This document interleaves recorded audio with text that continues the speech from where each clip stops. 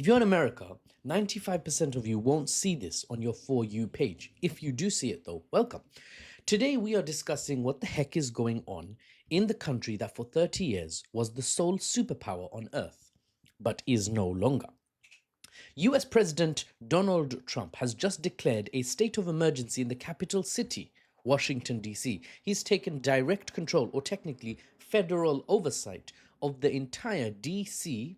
police force, the city's police, and deployed 800 National Guard troops to the city. He has his reasons, whether you agree with them or not, and I won't get into the details of that. There's so much more to discuss, and hopefully I can keep this under flipping 10 minutes. He says, Trump, the city's crime and homelessness is really bad and warrants these emergency actions. I'll leave it there. Now, the mayor of the city of DC, Muriel Bowser, and other Democratic officials have called this act by Trump an unprecedented authoritarian push. But something tells me Trump would just get happier knowing Democratic tears are being wept due to his actions. If anyone is going to wear a shirt that says Democrat tears and then shows a cup of water maybe under a bright red tie that's way too long, it's Donny Boy. Now that's the news. Loads will be reporting on it. Geo Hussar, for example, made a much slower, calmer, history-backed 6.5-minute post on it. Check that out if you're looking for an in-depth look. But I do the geopolitical analysis unbiased and without the Western spin. And many of you will want my assessment from an outside perspective that's not pro-Democrat or Republican. Americans, it's very hard to find a neutral guy. Even Geo Hussar is not, in the middle between Democrats and Republicans. But here, we'll zoom out and give you a geopolitical assessment of what's going on in the States. So let's get straight into it, right? What's actually going on, by my analytical assessment, is far more colorful than just a president flexing his power.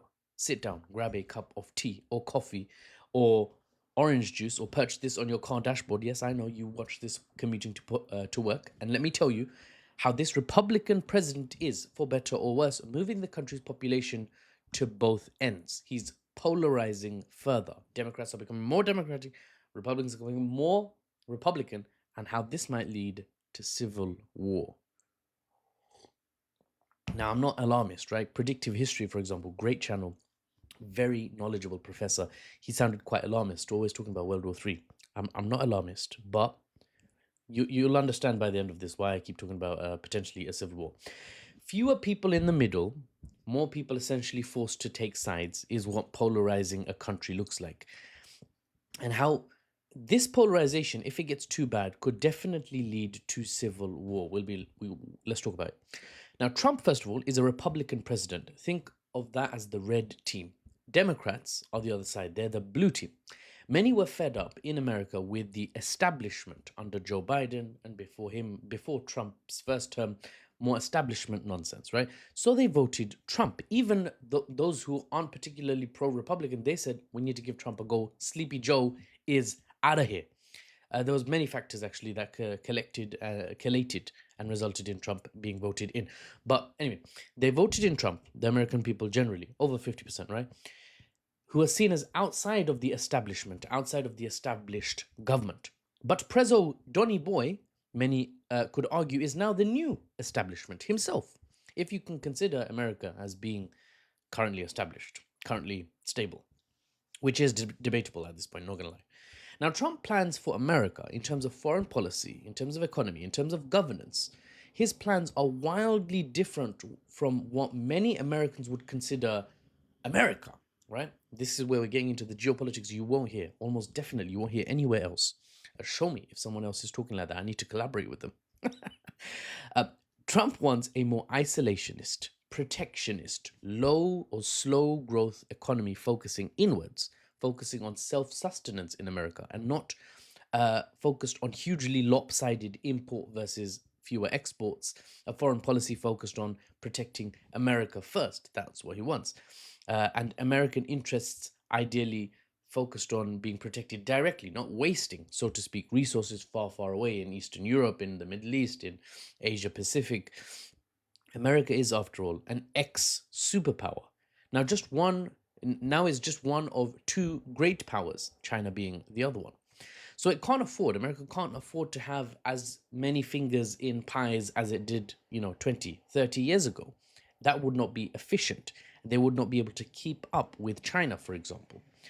And governance, the final point. Trump wants a more controlled America. You could say a more authoritarian America, but I don't like using words like that because they're very polarized, right? They're very charged words. If you don't agree with Trump, enjoy deportation. In the case of Africa, I'm not even making this up, by the way, right? You don't need even necessarily get guaranteed a one-way ticket back to your country. Any country in Africa will do. That's what the third country deportations are. Look it up. There's African countries Trump is trying to negotiate with that will take any African deportees, right? They don't have to be from that country. It's mad. Anyway, if you don't agree with Trump on Middle Eastern foreign policy, green card, poof, it's gone. Did you like that magic I just did? Yeah, that's Trump, right? That's Trump's America. Don't report on the news correctly, according to Trump, fake news, right? Get sued. Literally, news outlets, TV channels in America, they have been in some cases sued by the president. Look up the Late Show with Stephen Colbert being cancelled very recently. Big deal, right? Paramount or CBS, I think. Anyway, someone was sued. Some news outlet, some TV station was sued by Trump, right? Unless I am mistaken. And in order to make such radical changes to America, right? Economically, he wants to reindustrialize, he wants to bring things in. Foreign policy wise, he wants to bring things in. Governance wise, he wants to gain more control over his population. For all those changes, radical changes to America, Trump needs to flex his authority. I really need to go to the gym. Look at this. There's nothing there, bro. Anyway, he needs to flex his authority on the population. The population the population that he quite rightly assumes would not take these radical changes lying down. That population, which is expected to fight back, led by Democrats, you could say, you could call it Democrats, blue team, but even Republicans, especially with the Epstein files recently. Now, when I say fight back, at least in words, if not in deeds. And if they do fight back in deeds, like action, rioting, looting, all kinds of madness, right? Protests that go wild, or even maybe false flag type things, right? Where protests have infiltration units by the other side that do some rioting, and then on camera it shows that if 100,000 people show up, they're all peacefully protesting, and then 10 guys set a car on fire. That whole protest, the headline picture is cars on fire. Look at these rioters. Look at these looters, right? Show that on camera, and Trump can use that as justification for further clampdown. So it's very difficult now for opposition to Trump. The American economy, many analysts are saying, is likely to get a lot more difficult for the common American due to that shift that Trump is fast tracking using tariffs, renegotiated deals, working hard to reindustrialize the states. Is likely overall to make the average American poorer. It's likely to lead to economic shock if it's done rapidly enough. And we see tariffs, especially, are being wielded like a caveman's club. It's a bit unstable, to put it lightly. And all those people suffering from that economic shock will want someone to punch in the face, right? And Trump will need to handle that citizen backlash well. He'll need to direct that rage not at himself. And if it does come at his administration, he'll want to have something ready for them, right? He wants the American caterpillar to emerge as a beautiful Trumpian Republican butterfly. America's going through a metamorphosis. That's his gambit. So these actions that you see, his deportation moves, the green card suspension, his National Guard deployment, federal overreach by some assessments, it's all a test. It's pushing America so Trump can see where the limit of the envelope is. It's pushing the envelope, or as Americans say, envelope. God. Anyway, then he pushes some more beyond the limit. And now the limit's pushed out even further because it's tolerated. His push is tolerated. If he pushes hard enough, fast enough, though, there's a very good chance the nation will erupt into a civil war very soon. My assessment is that this is not the most likely outcome at this moment in time, but America, like Rome, is suffering from internal issues far more than external ones, just like Rome was a spectacularly powerful empire for its time. It did not last, though. And it wasn't outside forces that killed it. It was inside forces that led to Rome's collapse.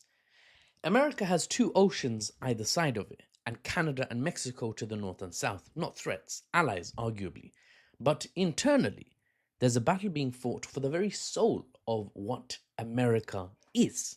And if it gets ugly, if it gets very ugly, then Trump needs to take measures to maintain control. That's what Trump is doing, preparing for the really ugly by making sure that he has the power to stay on top and keep a lid on things if things get bad.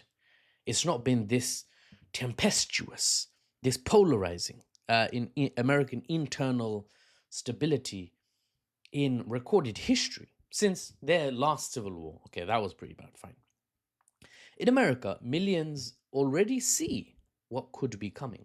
Marches, you see, in opposition to Trump were held by some by some news outlet estimates. Marches were held with over 5 million people showing up across 2,100 American cities and towns.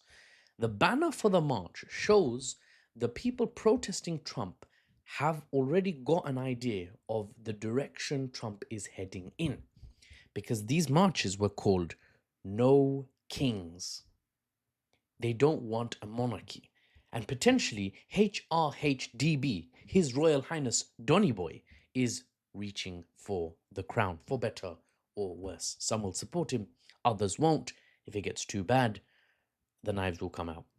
And I'll report to you the news and the analysis unbiased and without the Western spin. I'm Mahfouz, and I'll see you on the next one. For longer form videos, by the way, please do check out my other media channels, link in the TikTok bio.